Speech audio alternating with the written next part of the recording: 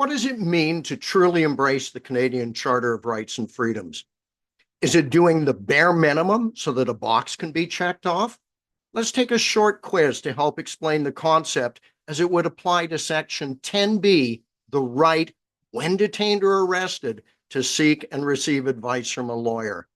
Now, when you tell a suspect that he has the right to call any lawyer he chooses, do you secretly hope he calls a bad one? After he has received the legal advice, do you pray that he soon forgets it? Or deep down, do you hope he didn't even understand the rights or the advice provided by the lawyer? Folks, if you answered yes to any of the above questions, you have not truly embraced the Charter of Rights and Freedoms or any other legal principles to which you should adhere. When you embrace a legal obligation, you fully accept its raison d'etre without doubting the purpose or necessity. You would aim to err on the side of overkill as opposed to not doing enough. You would hope that the suspect chose to seek advice from the best lawyer possible and that the advice given was fully understood. You would not fear any legal advice as it would be part of the process and play to a spirit of equality and fairness. And you would not feel slighted if a suspect chose to remain silent, as you would understand that to be his constitutional right. The act of reading a warning from a card does not guarantee that the listener had understood it.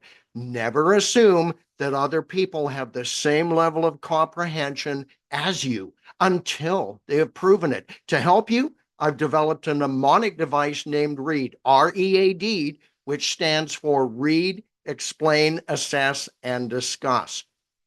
R, read from the rights card. E, explain all components using language appropriate to the listener.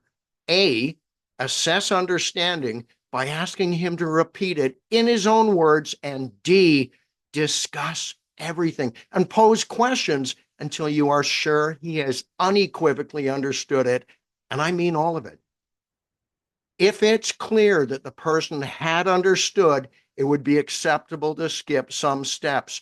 For example, if the assess stage showed full comprehension, skip the discussion part.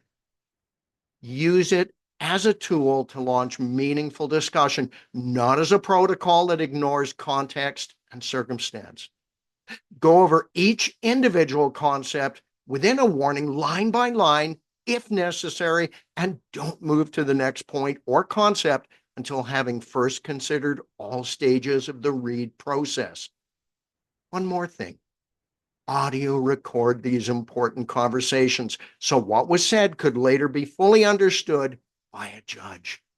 That is how we truly embrace the Charter. Anything less is expediency and could lead to a well-done interview being ruled inadmissible at trial, and we don't want that. Cheers.